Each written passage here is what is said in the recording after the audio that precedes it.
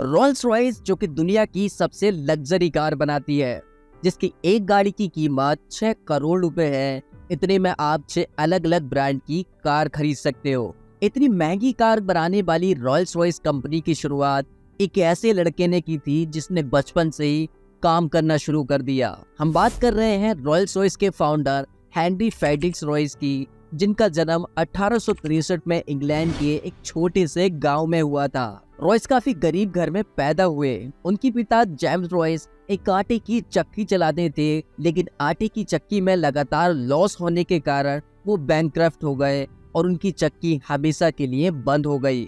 उसके बाद उनकी फैमिली रोड पर आ गई।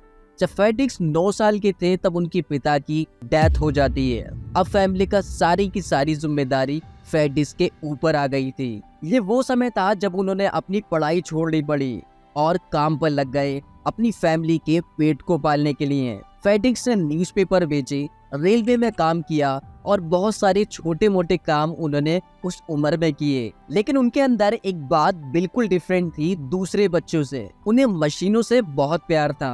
वो कहते हैं ना कि समय चाहे कितना भी कठिन क्यों ना हो, लेकिन उन्होंने अपने सपनों को कभी भी मरने नहीं दिया। फेडिक्स खाली समय में मशीनों को रिपेयर करते और उन्हें समझते थे। लेकिन 14 साल की उम्र में उनकी लाइफ में एक और चेंज आया। उनकी एक आंट थी जिन्होंने हेनरी के अंदर एक पोटेंशियल, एक लगाव देखा मशीनों के थ्रू।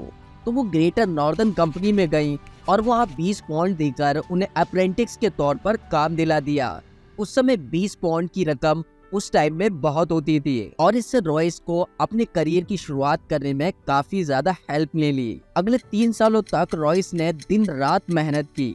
उन्होंने बहुत सारी मशीनों की किताबें पढ़ी, इलेक्ट्रिकल काम सीखा और बहुत सारा प्रैक्टिकल भी किया, जिससे उनकी स्किल्स और ज्यादा इम्प्रूव हो गई। यहाँ तक कि 17 साल की उम्र तक वो एक अच्छे मैकेनिक बन गए। 18 साल की उम्र आते आते उन्होंने मैक्सिम वेस्टर्न कंपनी में इंजीनियर के तौर पर काम कर रहे थे।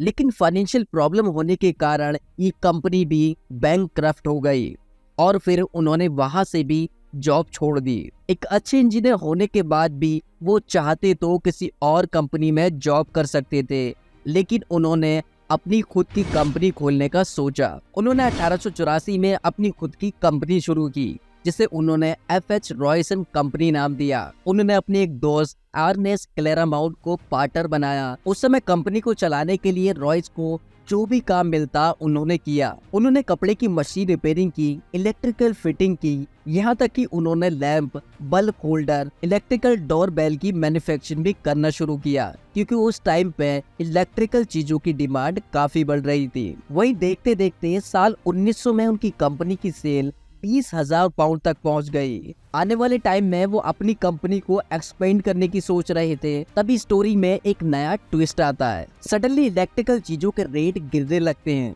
ये देख रॉयस काफी ज्यादा परेशान हो जाते हैं, क्योंकि मार्केट में कंपटीशन इतना बढ़ रहा था कि बड़ी बड़ी कंपनियां चीजों को सस्ते में बेच रही थी। उनके पास इतना पैसा नहीं था कि वो अपनी कंपनी में लगा सके। ये देख उनकी मेंटल और फिजिकल हेल्थ बिगड़ने लगी। जब उन्होंने डॉक्टर से कंसल्ट किया तो डॉक्टर ने उन्हें एक एडवाइस दी कि उन्हें ऐसे एनवायरनमेंट की जरूरत है जहां पर उन्हें फ्रेश एयर मिल सके, और उसी के साथ साथ डॉक्टर ने उन्हें कार खरीदने के लिए भी कहा, जिससे वो ज्यादा पैदल न चल सके। रॉयस ने कुछ टाइम की छुट्टी ली और अपनी हेल्थ को बेटर किया। फिर उन्होंने एक डेकविल नाम की एक फ्रेंच कार खरीदी। लेकिन रॉयस इस कार की क्वालिटी को देखकर नाखुश थे, क्योंकि जब रॉयस ने इस कार को खरीदा तो उसमें काफी सारे इश्यूज थे, जैसे कि रिलायबिलिटी, उसके परफॉर्मेंस का इशू। ये कार काफी ज्यादा आवाज करती और ज्यादा जल्दी गर्म हो जाती थी। फिर उन्होंने इस कार को मॉडिफाई करने का सोचा। उन्होंने डेकविल कार को डिसमेंटल करके उसके मैकेनिकल सिस्टम को डीपली स्टडी किया। उन्होंने अपनी इंजीनियरिंग स्किल को यूज करके उस कार को पूरी तरह से रीडिजाइन कर दिया, और यहीं से रॉयस को कॉन्फिडेंस आया कि वो अपनी कार को भी बिल्ड कर सकते हैं। यही सोचकर उन्होंने अपनी छोटी सी टीम बनाई और कार को डिजाइन करना चालू कर दिया।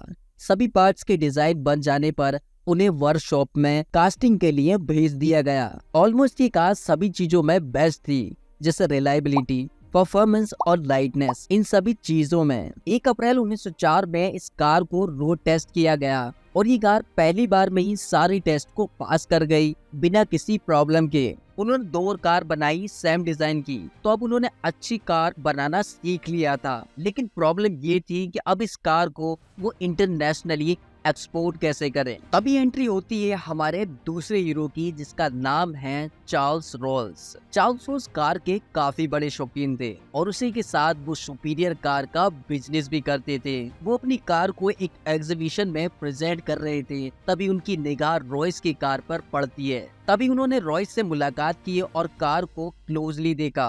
वो रॉयस की कार को देखकर काफी ज्यादा इम्प्रेस हुए। उन्होंने अपने पार्टनर से कहा, सुनो, आज मैंने अपना बेस्ट इंजीनियर ढूंढ लिया है। और फिर 4 मई 1904 को हेनरी और रॉयस एक साथ मीटिंग करते हैं और उसके बाद चार्ल्स हेनरी की कार को टेस्ट ड्राइव के लिए ले जाते हैं। कार की ड्यूरेबिलिटी, परफॉर्मेंस को देखकर वो काफी ज्यादा इम्प्रेस होते हैं और रॉयस के साथ पार्टनरशिप करने को कहते हैं। वो रॉयस के साथ एग्रीमेंट साइन करते हैं और फिर कंपनी का नाम रखते हैं रोल्स रॉयस।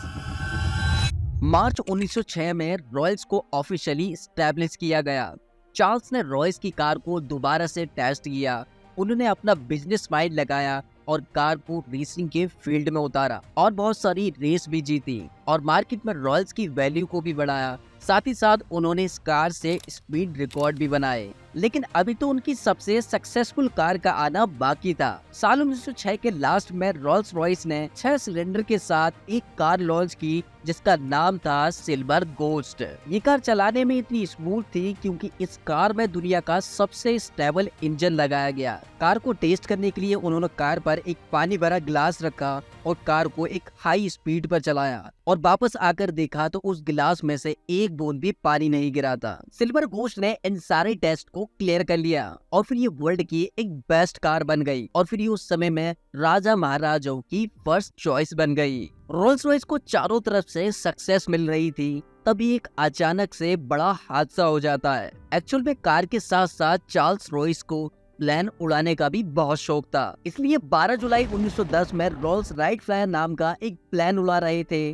तभी प्लेन 100 फीट की ऊंचाई से क्रैश हो जाता है और उनकी डेथ हो जाती है। एक बड़ा फैक्ट ये था कि चार्ल्स ब्रिटिश के पहले इंसान थे जिनकी प्लेन क्रैश में मौत हुई थी। इस हादसे से रॉयल्स को काफी बड़ा झटका लगा। इस हादसे से वो निकलने की कोशिश ही कर रहे थे, तभी उनकी हेल्थ और तेजी से खराब होने लगती है और डॉक्टर ने बताया कि उन्हें बॉयल कैंसर है। उनका ऑपरेशन किया गया। उसके बाद भी डॉक्टर ने कहा कि वो 3 महीने ही जिंदा रहेंगे। इतना बीमार होने के बाद भी रॉयल्स अपनी गाड़ियों की परफेक्शन पर काम करते रहे, उनके बारे में पढ़ते रहे। लेकिन फिर एक ऐसा मिराकल हुआ, उनकी तबीयत अचानक से सही हो जाती है। उनकी हेल्थ में 100% इम्प्रूवमेंट आ जाता है। तो वापस आकर उन्होंने अपनी गाड़ी सिल्वर गोस्ट पर और बहुत सारे इम्प्रूवमेंट किए, जैसे ग्राउंड डिस्टेंस बढ़ाया, सस्पेंस और चेसिस को स्ट्रॉन्ग किया। एचबीस रॉयस ने देखा कि कार के वॉनेट पर एक पर्सनलाइज्ड मैस्कोट का ट्रेंड चला है, इसलिए रॉयस ने अपना ओन मैस्कोट डिजाइन किया। इस मैस्कोट में एलिना थॉर्टन नाम की एक ब्रिटिश मॉडल और एक्टर का स्कल्पचर बनाया गया। इस मैस्कोट को इस तरीके से डिजाइन किया गया है कि मॉडल को आगे की तरफ झुकाया गया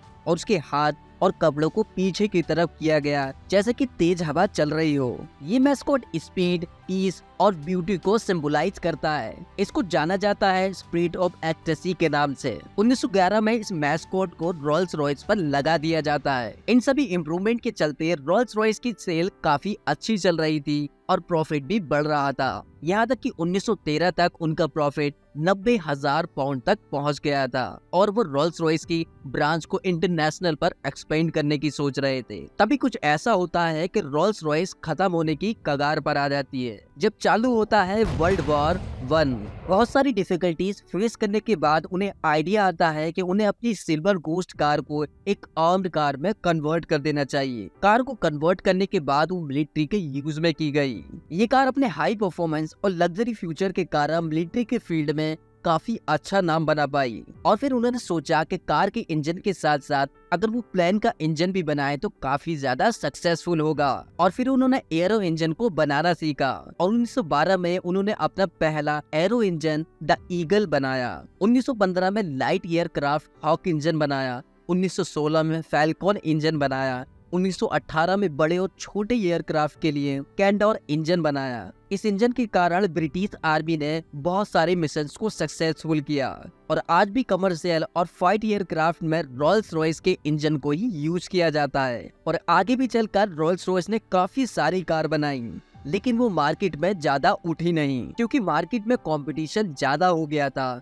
और अलग अलग कंपनीज की कारें मार्केट में उतर चुकी थी। रोल्स रॉयस ने अपने स्टेटस को मेंटेन करने के लिए एक बोल्ड कार बनाई। उन्होंने अपनी सिल्वर गोस्ट कार को रिप्लेस कर दिया न्यू फैंटम में। फैंटम काफी सक्सेसफुल रही और उसने रॉयल्स रॉयस को दोबारा से मार्केट का किंग बना दिया। आगे चलकर फैंटम 2 लॉन्च की गई। 1971 में रॉयल्स ने बैंकक्रफ्ट होने वाली एक कंपनी जिसका नाम था बेंटी, उसको खरीद लिया। रॉयल्स रॉयस और बेंटी के कॉम्बिनेशन को मिलाकर एक कार बनाई गई जिसका नाम था 3.5 लीटर। पर दुख की बात ये थी कि रॉयल्स रॉयस के फाउंडर फ्रेडरिक हेनरी रॉयस अब इस दुनिया में नहीं रहे थे। 22 अप्रैल 1933 को उन्होंने दुनिया को हमेशा के लिए अलविदा कह दिया।